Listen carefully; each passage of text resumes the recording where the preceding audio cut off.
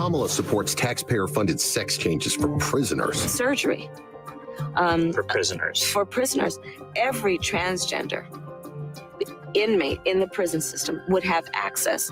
Are you still in support of using taxpayer dollars to help prison inmates or detained illegal aliens to transition to another gender? There's other things to talk about, but you frequently talk to the Border Patrol Union for support of that bipartisan bill, and they did. They supported it. But they also just endorsed Donald Trump and said, you've been, quote, a failure with border security. Why do you think they said that? I think they're frustrated.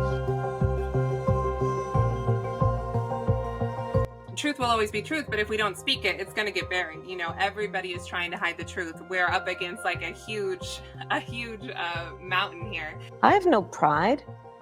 And if we just shut up and give up on these people, well, I don't know that the truth is going to be preserved, you know, and I do fundamentally believe that everybody can figure it out.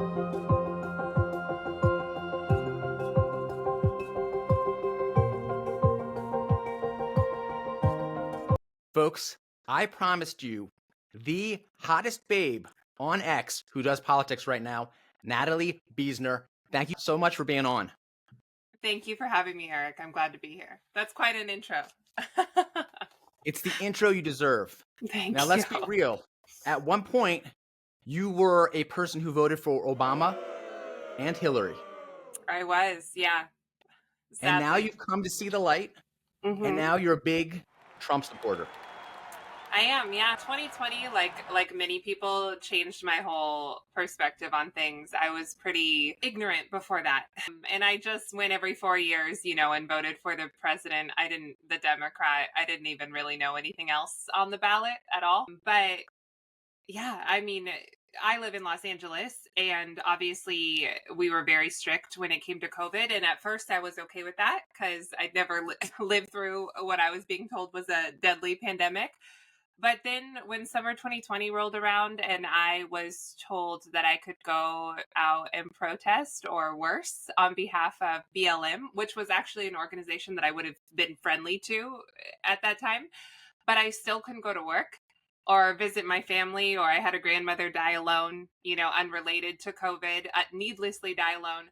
That blew my mind. I thought that that was such a betrayal. And so I walked away from the Democrat Party then. And I didn't become, you know, a Trump supporter overnight. But people forget this because he does get a lot of criticism for how he handled COVID. And I think some of it is deserved. But at the time, he was like the only person, to someone like me, totally uninitiated in politics, and someone who hated him. I hated him. And I couldn't have told you why, but I hated him because of all the headlines about him.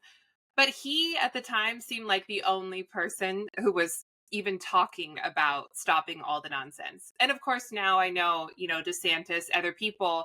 But like I said, I was really stupid when it came to politics. And suddenly this man who I hated was saying the thing that I wanted so badly because I wanted and needed to go back to work and visit my family.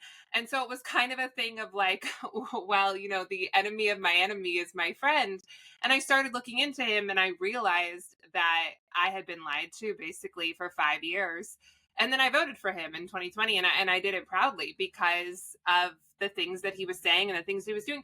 And if you have to lie to me about him, he can't be that bad. You know, I remember seeing the Charlottesville press conference and seeing him literally say, and I don't mean the white supremacists and the neo-Nazis because they should be condemned totally. We condemn in the strongest possible terms this egregious display of hatred, bigotry, and violence on many sides, And I did not know that that happened. And that was at that point 3 years prior. And so it was hit after hit after hit like that. And it feels like a huge betrayal to be lied to like that.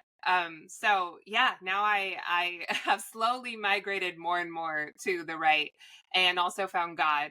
It's been quite a journey. And you think about in terms of the pandemic, you had Biden wanting to have a vaccine mandate, even though he said initially, no vaccine mandate. These guys come off as authoritarians. It's insane. Yeah.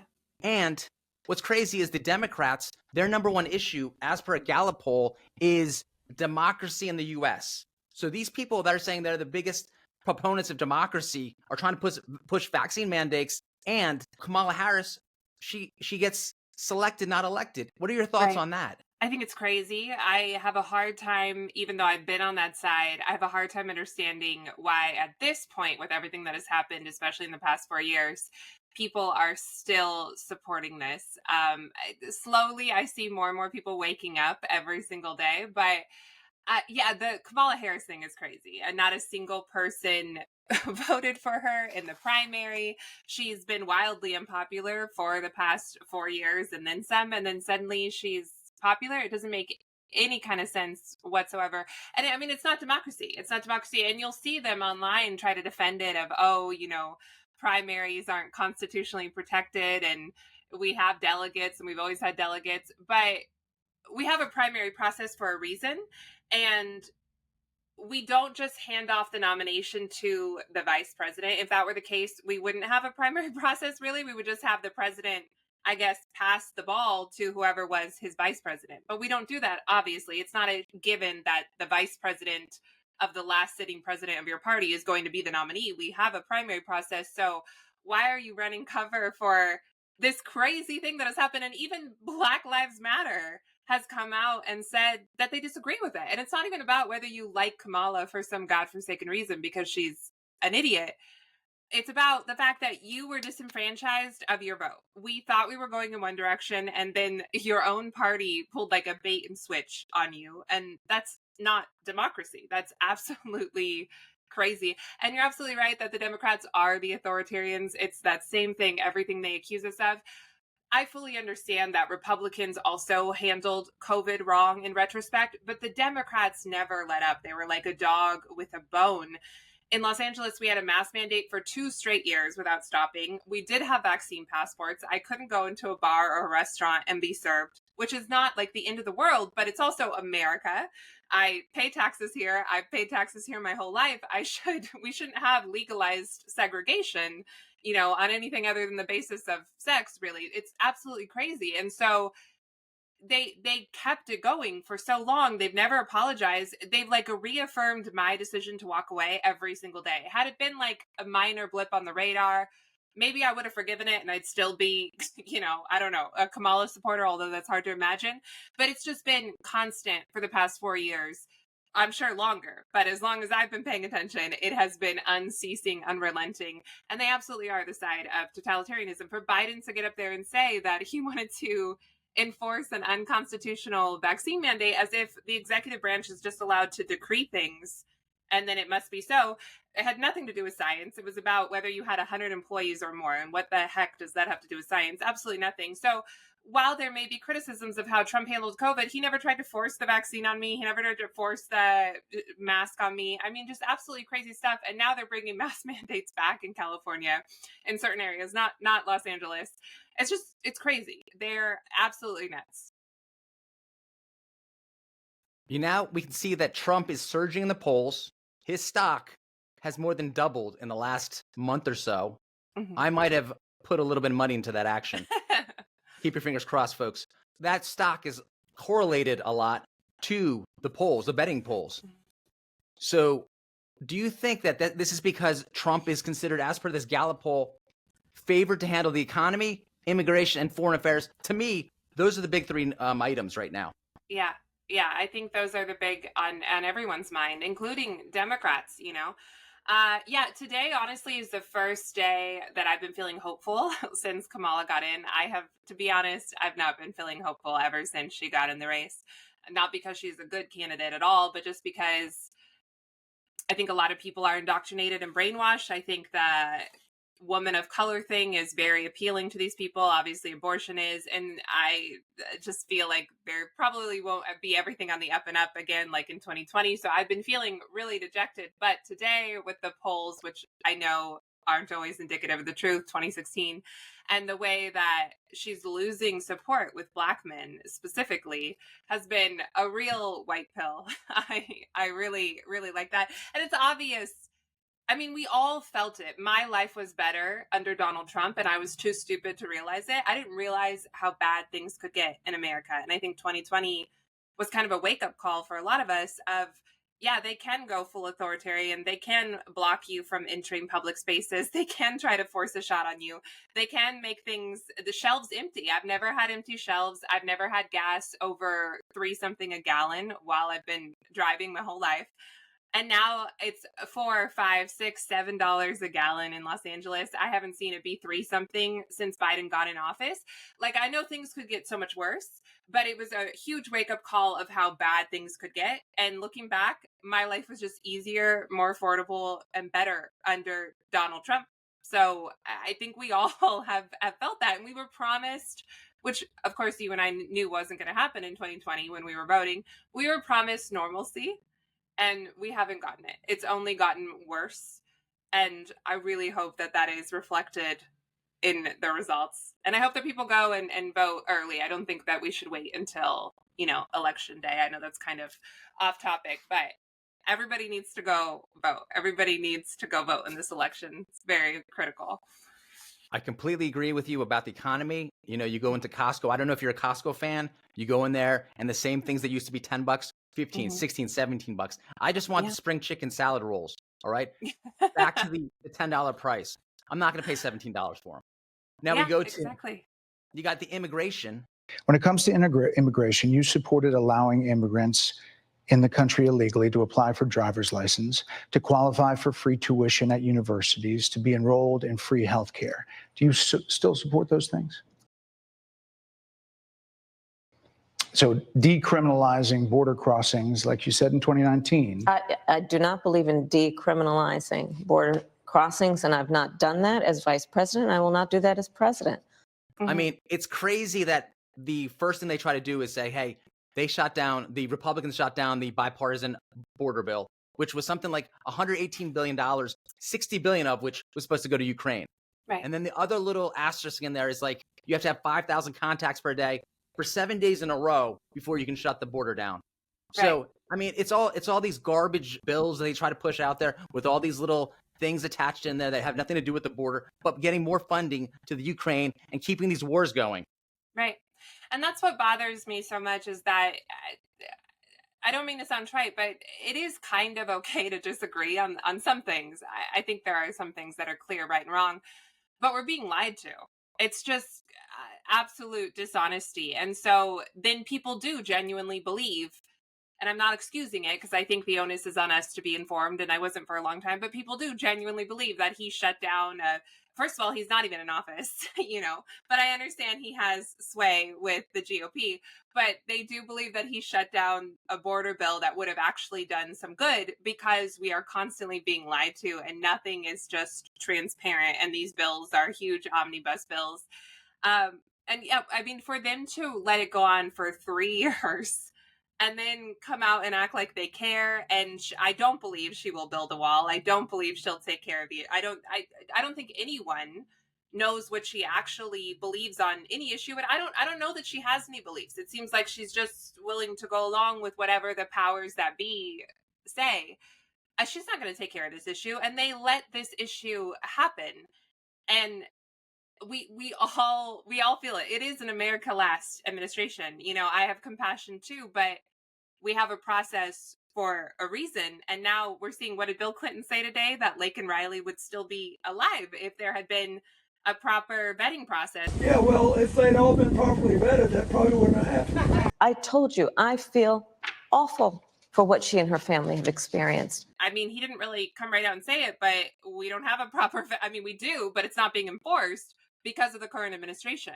That is America Last, and it's costing us real lives. It's costing us jobs. Everyone, gave him crap for saying Black jobs, but Black Americans are the people who are hit first and hit hardest because they are typically on the bottom of the socioeconomic scale, which is what they themselves talk about all the time. Liberals constantly talk about how Black Americans struggle more than most Americans, which is something that I would take issue with, but if you actually believe that, then you should understand that when people come in and undercut already low paying jobs and do them for less and do them under the table, well, then Black Americans are going to suffer. And I think that a lot of Black Americans, specifically men, are waking up to that it should be America first. And what's going on right now is just evil and chaos. Was it a mistake to kind of allow that flood to happen in the first place? I think.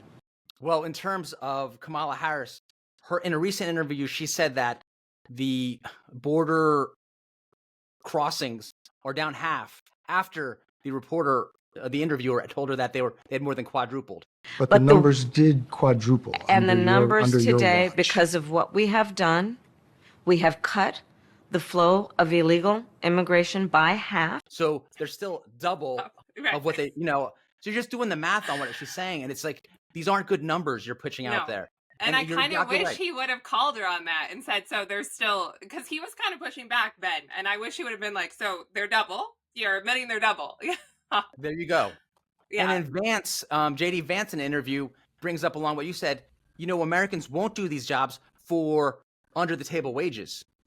Right. So if you have these construction jobs and they're paid at, or, the minimum wages that we're supposed to give as per our laws, instead of, paying on the table, trying to dodge taxes or what have you, then tons of Americans would do them.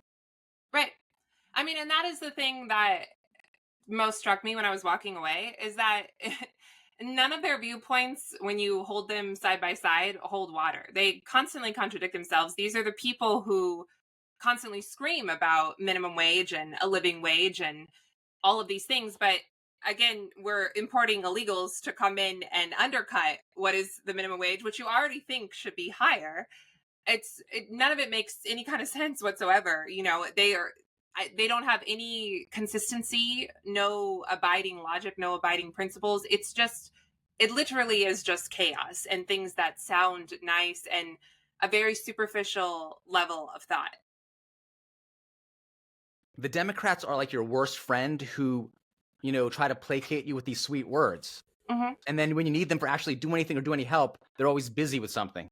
Yeah, for themselves. It's like toxic compassion. It's like compassion turned up to 11. It's like faux compassion.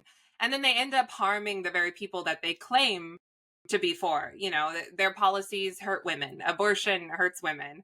An open border hurts the migrants, whatever you want to call them. The people coming to the border are harmed by an open border. So are the people on the other side of the border. But it's not humane to have a completely open border and these conditions going on. Their policies harm Black people, like we just discussed. One of the ways, they're constantly harming the very groups that they claim to be the side of the advocates for.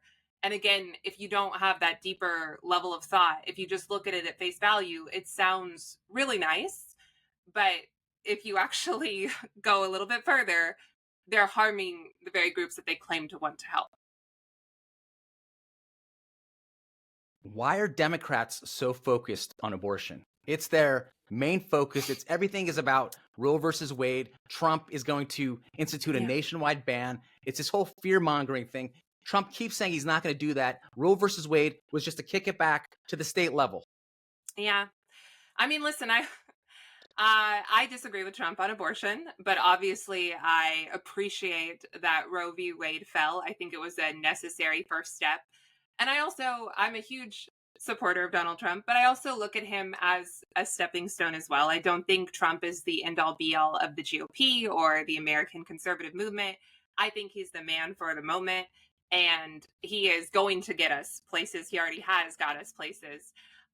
So I do disagree with him on that, but we had to kick it back to the states to ever even have hope of a ban. I know that I'm in the minority there. People think we shouldn't have a ban, but to me, it is, it's the right to life. The right to life is the most fundamental right. Without the right to life, there is no other rights. And again, these are the people who claim to care about the oppressed, care about the underdog. The most oppressed group in all of society is preborn humans. They are those of us who literally have no voice. They utterly rely on us to advocate for them and to be their voice and to look out for them. We're doing a poor job right now. And so if we don't protect the most vulnerable among us, then no one is protected. Everyone else's rights are open to attack. It doesn't matter whether it's Black people or trans people or whatever else, because we fail to protect the most vulnerable among us. But unfortunately, I think that we're so obsessed with abortion, and I would have called it pro-choice, but now I call it pro-abortion because the modern day quote unquote pro-choice movement is decidedly pro-abortion. You will never hear a Democrat politician say the word rare anymore. And even as recently as 2008, Hillary Clinton said, when I say rare, I mean rare. She emphasized rare. You would never hear her or anyone else, any mainstream Democrat politician, say the word rare ever again in connection with abortion, because they've realized, and we've all kind of gotten wise to the fact that if it should be rare, then it must not be a very good thing. It must not be good for women. It must not be good for society. You kind of have to admit that it's not a good thing if you use the word rare. And now they will say, abortion on demand without apologies. We have celebrate your abortion, shout your abortion, and no one will give a term limit, not a single one. They'll continue to say that abortions after birth don't happen or late term abortions don't happen. They do happen. And if they don't happen, why can't we at least make them illegal? Why can't we agree that after viability, at the very least, abortion should not be happening? Because there's no medical reason for it. Once a baby is viable, a doctor would deliver the baby, induce delivery, and try to keep both the baby and the mother alive. That's what any doctor would do. You wouldn't kill a viable baby to try to quote unquote save the mother's life. That doesn't make any sense. The baby's viable. He can come out. So none of these things make any sense. But unfortunately, we've been lied to for so long. Women have been lied to. Everyone's been lied to, but women particularly for generations. 2 or 3 generations, to believe that we have a right to an abortion, and to believe that we cannot succeed economically without abortion, and that in order to be competitive with men, which is what feminism has tried to make us be now for 100 years at least, we have to have abortion. So when you're constantly told that this is your right and this is the only way you can succeed economically, and men are rapists and men are out to get you and no man can be trusted and this is the only way that things will be equal. We have this obsession with things being equal when at the end of the day, men and women are not equal. We're not the same. We are fundamentally different. Then yeah, you again are like a dog with a bone when it comes to abortion. And it's very sad once you step out of that as a woman, especially, to realize that the entirety of the modern day women's movement is literally just fighting for the quote unquote right to kill your own offspring. And that's pretty sad and pathetic. They're not fighting for anything else. It's all about abortion. And again, abortion hurts women. It's a painful process. It's an emotionally risky process. Women regret it later on. And even if you think that women need to maintain access to the ability to have an abortion within a certain reasonable amount of time, I would disagree with you. But again, why can't we be honest? They hide these stories about women regretting their abortions. They pretend like it's nothing more than like a tooth cleaning, when really it's not. We do a disservice to women when we pretend like it really doesn't matter. And then these women go on to regret their abortion for years and years and years. And those stories should matter too. And also, you would think that women would want to demand better than abortion, that maybe there's a way we can succeed and, I don't know, be happy as women, be fulfilled as women. That doesn't include killing our own offspring to the tune of almost 1 million a year. You know that all of those are not medically necessary. Not all of those are assaults. But unfortunately, I think it's going to take a very long time for people to rid themselves of this notion that you do have a right to an abortion. And it does require, I believe, turning back to God. A lot of people have rejected God, and we do believe that we have this right to physical intimacy without consequences, which we don't. There is no human right to have physical intimacy with another human and completely shirk the consequences. That it does not exist. And so we've all been very indoctrinated and brainwashed. Obviously, conservatives are losing very often on the issue of abortion, which makes me sad. But at the very least, at this moment, I am happy that it's back at the states, because we do, at that point, have a say in it. Roe v. Wade was a wrong decision no matter how you fall on abortion. It was 7 unelected men in 1973. Well, I guess it was five or six. I don't remember what the majority was, making law that impacted us, for 50 years and then some, when they shouldn't have been making any law. There is obviously no right to an abortion. So yeah, I think we have a long way to go, but I am grateful to President Trump for helping us defeat Roe v. Wade, because as I said, I think, in my opinion, that was a necessary first step at the very least.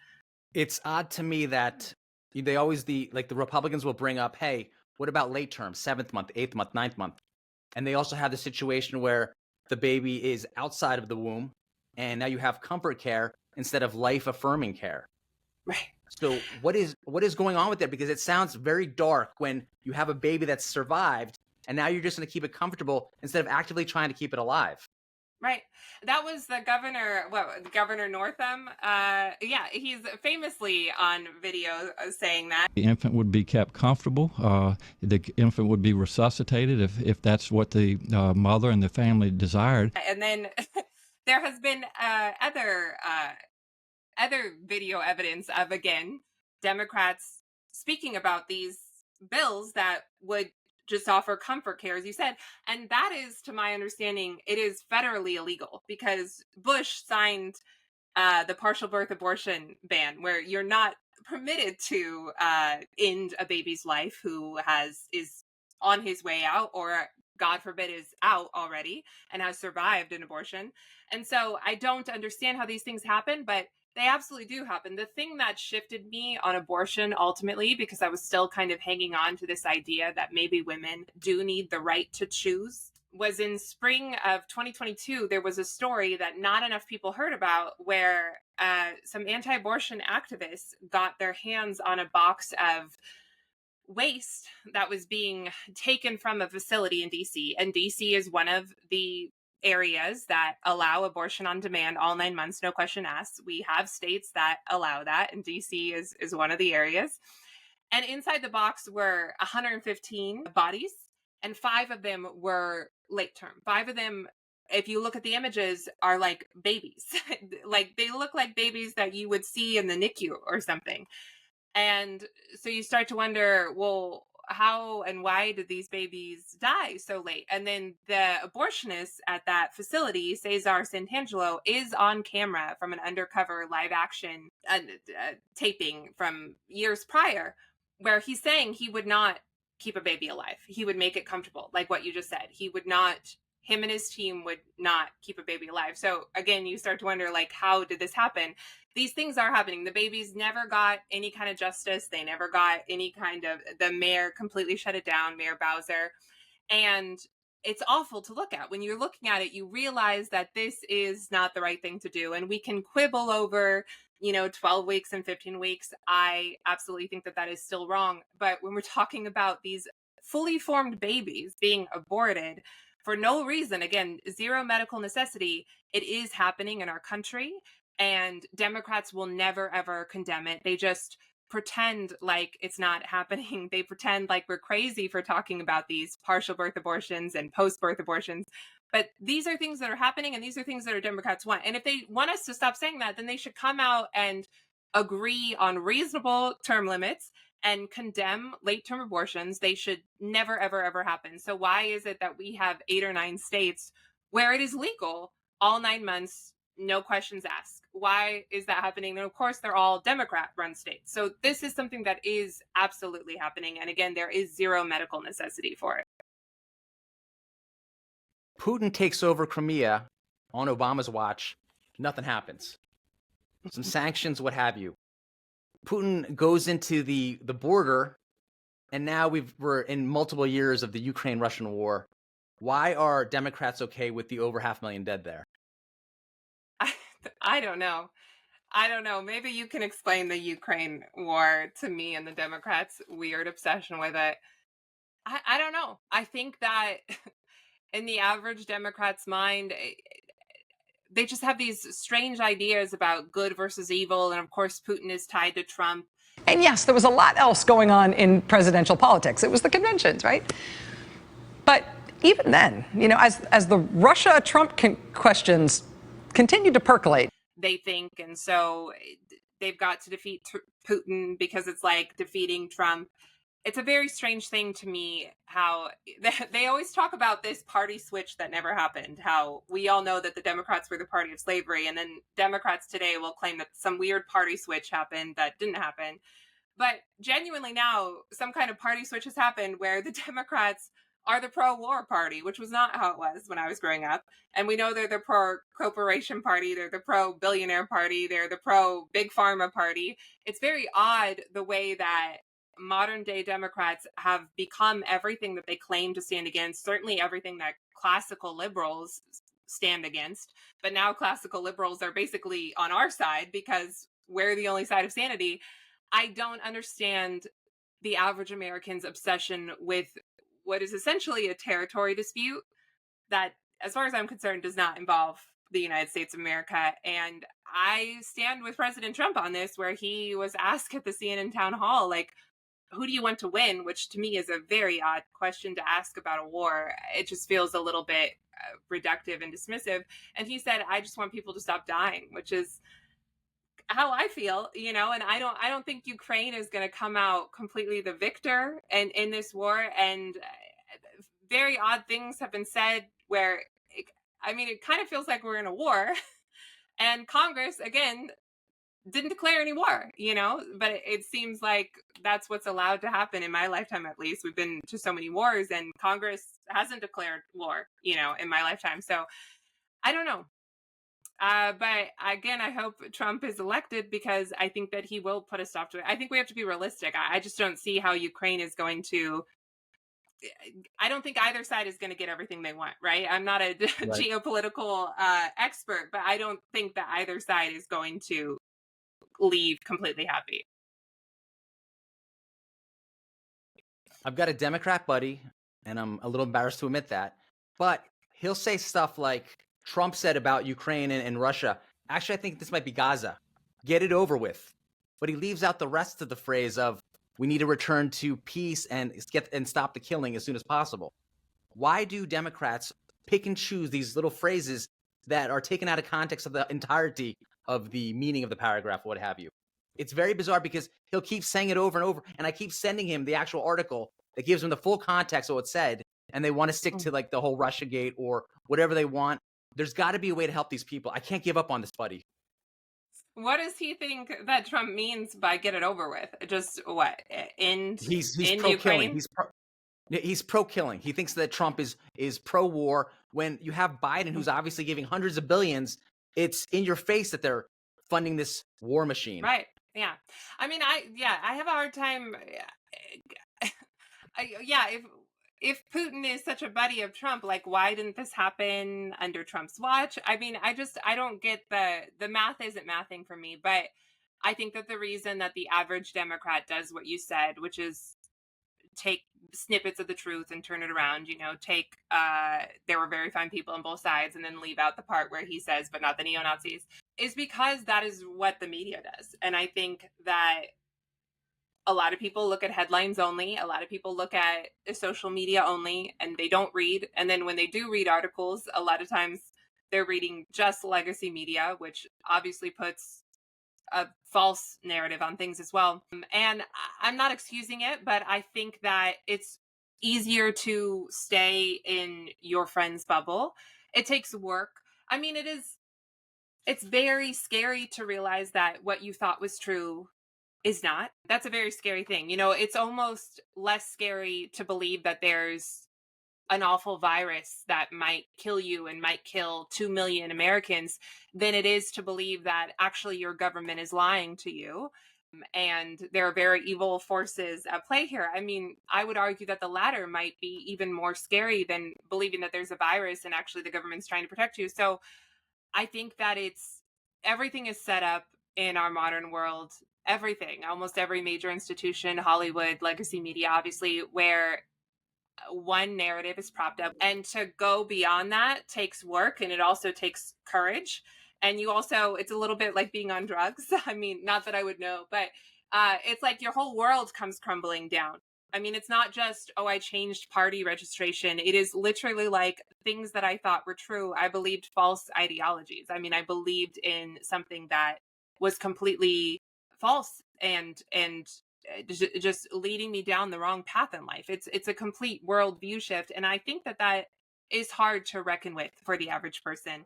But I do think it's great that you have a Democrat buddy. And I admire that, first of all, you and he, well, usually we can still be friends with these people. It's them that don't want to be friends with us. So good for both of you for not rejecting each other. Unfortunately, though, I don't know if you can change anyone's mind. Yeah, I think humans kind of have to suffer before we really change. You know, I had to suffer. Not that I had never suffered before 2020, but it was the first time that I had correlated my suffering and my family's suffering to Democrat policies. It was like staring me in the face of like, okay, the way that Democrats are responding to this allegedly deadly virus, letting people go out and riot, but not letting me go to work. It was like undeniable, and I couldn't turn away from it. So I think people have to suffer and correlate their suffering to not even necessarily Democrats, but to the powers that be.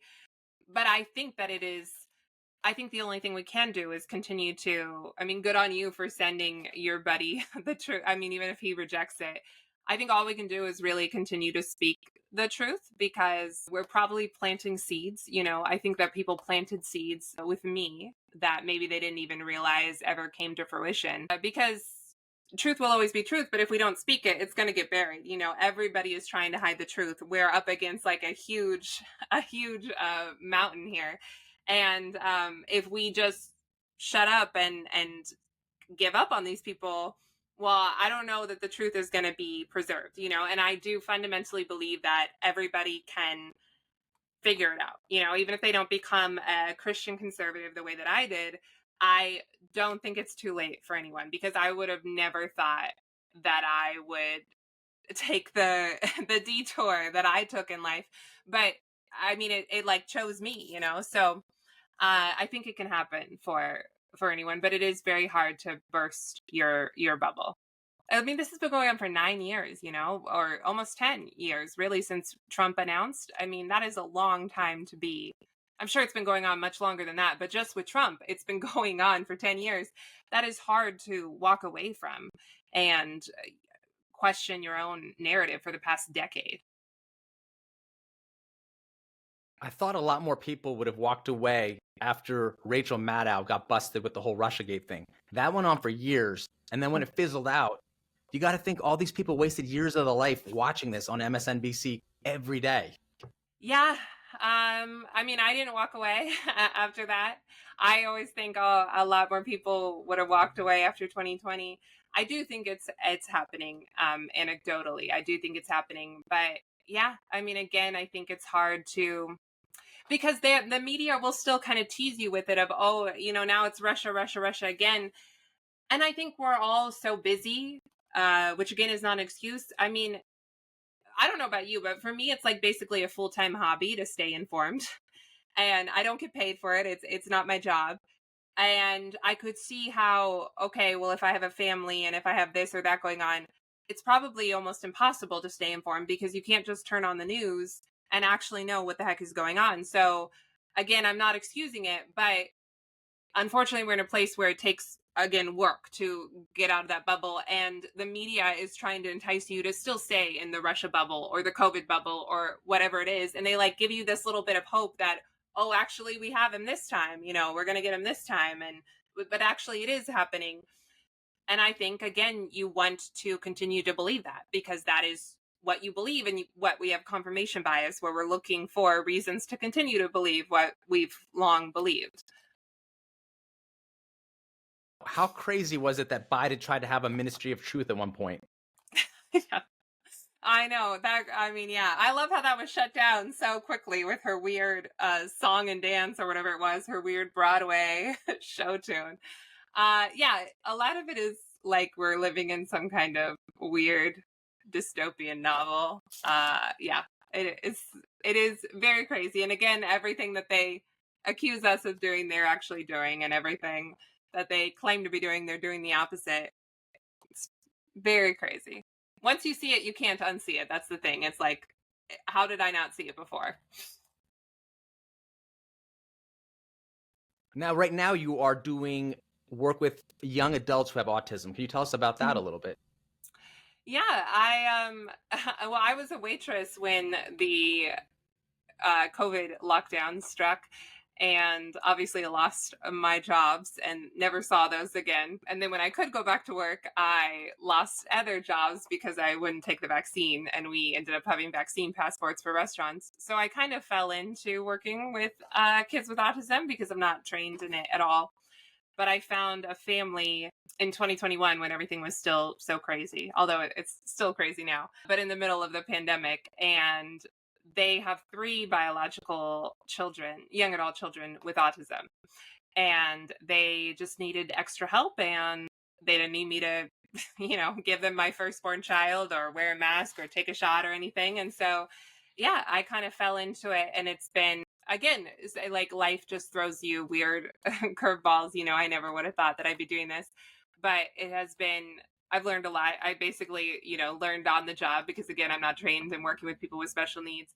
I will say it's been enjoyable because we're talking so much about lying and obfuscating the truth and this and that. But people with autism, obviously they're all individuals and unique in the same way that someone who's neurotypical is, but they do not bullshit. They will come right out and tell you whatever it is. And so that whatever you're getting from them is basically the absolute truth more often than not, because there's not a filter in the same way that a lot of neurotypical people have. So that's been challenging at times, but also at the end of the day, entertaining and fun to deal with, to know that I'm dealing with someone authentic. It's kind of refreshing. You don't get a lot of authenticism or authentic people out lately, or however you want to use that word. I'm a big dog fan because also, you know what you get with dogs. Yeah. Dogs aren't trying to lie to you or, deceive you at all like the Democratic Party is. They're just who they are. Dogs over cats every day of the week. Yes, I feel the same. And I know also in your past, you did acting. You've done a couple roles recently. Would you ever consider starring alongside Ben Affleck as a new Liv Tyler in a type of Pearl Harbor type movie? Well, thank you. That's quite a compliment. Well, sure. Of course, I would consider it. I would consider saying yes to Ben Affleck. I don't really see that happening. I'm pretty sure that I put stuff out there on the internet that I can never take back. Not that I want to, but I am excited for, I don't know that Ben Affleck will ever be a part of it, but I am excited for like the new parallel Hollywood that is emerging. I think we still have a long way to go, but like the Daily Wire and things that are happening, I want to see more of that, because I really do love acting, and I didn't leave because I became conservative. I left before I became conservative and started speaking out online, but I still very much love the art, and storytelling has such power, which I think that the left realized a little more quickly than we did, because art and storytelling, has the power to shape consciousness on like a mass scale. And, I don't think it should be discarded. It is like a medium that really could and does change the world. And I want to see more people who are like us have a hand in it, because a lot of us are like disaffected artists, who have been shunned for whatever reason, or and I'm excited to see what the future will bring. Not opposed to starring in some non-woke films. You and Gina Carano, Haywire 2. How awesome would that be? That would be very awesome. I'm a fan of Gina. Her story really was a big impact on me walking away, because it was kind of happening at the same time. I think she was fired in early 2021, and that I walked away in like late 2020. And I remember feeling like such a kinship towards her. Not that I was a famous actor or fighter, but what she had said online was so innocuous, and really like nothing to even bat an eye at. And for her to get fired in the way that she got fired, I was feeling that so much, because I was having this huge shift happen. And anytime I spoke about it politely online, everybody I knew from my past, everybody who liked me would call me racist and selfish. And so I really felt like I felt what she was going through, where you just say these very innocuous things. I mean, nothing crazy at all. And people will call you awful things, or you'll lose your job and find out that you lost it by logging onto Twitter. I mean, just really awful stuff. And so I remember watching her on the Sunday special with Ben Shapiro, and that was like a big turning point for me to start speaking out. So she has a special place in my heart. She does innocuous tweets, and then you got a guy like P. Diddy, 30 years. He's out and about having freak off parties or freak out parties, right? And no one says anything about that. A lot of hypocrisy and a lot of weird, dodgy, shady things going on. Nothing but hypocrisy. And I mean, even you don't have to go as far as P. Diddy, which is obviously awful, but I mean, almost everyone in Hollywood is running their mouths online, and they don't lose their jobs. It's literally only one viewpoint that you can't even tiptoe around, which is kind of what Gina Carano was doing. I mean, not that she's cowardly, but she wasn't coming right out and saying anything. And even that was too much. To even broach it at all is too much. Which is absolutely crazy. I mean, her co-star, Pedro Pascal, is also online as a huge lefty, and I don't want him to get fired, but nobody gets fired, you have to think and speak one way, and if you go the other way, you'll be fired. But then you're right, these offenders, who we still don't even know the full story there, or who else was involved, even with Epstein, it just goes on for years and years and years, and it's covered up, I mean, it's pretty backwards. Natalie, you have a gift for public speaking, a gift for storytelling. You've given me hope that I can help my friend if I just don't give up on him. Thank you. That's very kind of you to say. And I think you should never give up on your friend. I mean, unless it really comes to you have to walk away. I don't think it's ever too late for anything. And that the battle lines have not been set in stone yet. I mean, hopefully we don't live to see that day where you can no longer switch sides. But for right now, I think we need to get as many people over to our side as possible. And I think there are more of us than we realize. And now people are finally having the courage to speak up, because we are the side of sanity. A lot of these people who claim to be Democrat, they know that what their party is saying is crazy. Men can get pregnant and there's more than two genders. We kind of know, unless you're really, really drinking the Kool-Aid. And so I do think that there is hope for anyone, and we have to keep trying to break down that wall, because that's how else do we win? We don't want it to come to civil conflict, God forbid, if we're not already on the road to that. So the only way that we can win is, becoming the unsilent majority, the undeniable majority. And we do have a long road ahead of us, a big battle, but we also have truth on our side. I believe we have God on our side. So we are right. I mean, we are on the right side of history, and we just need to get other people to see that, which is possible, because if I can do it, anyone can do it, because I cried the night that Hillary Clinton lost. Okay. And I was super far just gone. And I never would have thought I'd care about politics, never would have thought I'd be a Trump supporter. It is possible. It's absolutely possible. I hope that it doesn't take too long, okay? Because I don't want to suffer anymore. I want things to go back to normal, if that's ever even possible, which I'm not totally sure it is. Folks, follow Natalie on X and subscribe to her YouTube channel. She's going places, folks. Thank you, Eric.